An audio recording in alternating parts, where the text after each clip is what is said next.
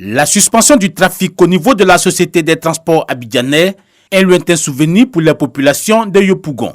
La compagnie, les autorités municipales, les couches socio-professionnelles et les associations se sont parlé pour mettre fin à la souffrance des usagers. Par rapport aux troubles qu'il y a eu dans le pays dernièrement, la Sotra a perdu près de 62 bus. C'est plus de 2 milliards de pertes.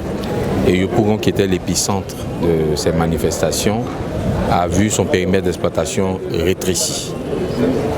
Face à la souffrance des populations, on a engagé cette action de reprise de nos activités, mais surtout avec l'accord des populations qui doivent être avec nous pour la préservation du matériel. Comme dans les autres communes précédemment isolées pour les mêmes raisons, le transporteur public a suggéré l'implication des leaders d'associations pour la sensibilisation à la préservation des autobus.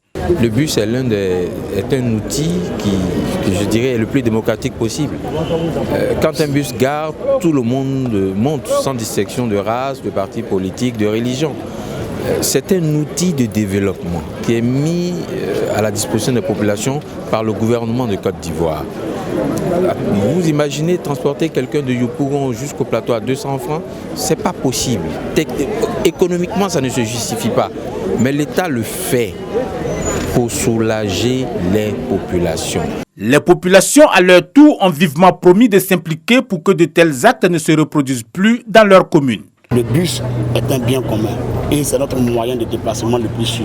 Alors je demande à mes camarades élèves et étudiants véritablement à sensibiliser afin que le bus soit protégé au sein de notre commune qui est Yopougon. La Société des transports abidjanais, satisfaite de cette rencontre, a promis examiner les requêtes des Yopougonais. La compagnie en a profité pour dévoiler au grand public la création de lignes supplémentaires à Yopougon.